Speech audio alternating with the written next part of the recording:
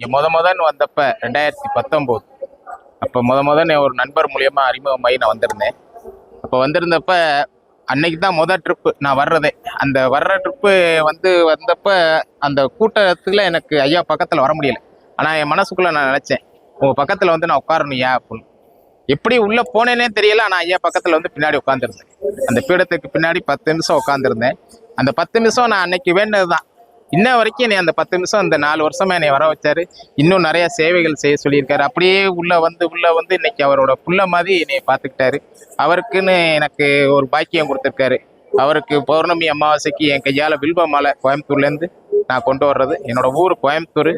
நான் எப்படி சொல்றது, இவர் சொல்றதுக்கு இவர்கிட்ட ஒண்ணுமே இல்லை. ஏன்னா இவர் இல்லைன்னு என்கிட்ட இது வரைக்கும் சொன்னதே இல்லை. நான் கேட்டதெல்லாம் கொடுத்துக்கிட்டே தான் இருக்கேன். 10 நாளைக்கு முன்னாடி எங்க அண்ணன் ரொம்ப முடியாம இருந்திருந்தாப்புல. அப்ப நான் ஐயாட்ட வேண்டினேன், ஐயா எப்படியாவது காவாந்து பண்ணி விட்டுருங்க. இன்னைக்கு அவர் டாக்டரே முடியாதுன்னு சொல்லிட்டாங்க, இன்னைக்கு நடந்துட்டு தெரியுறாரு. அதுவே எனக்கு மிகப்பெரிய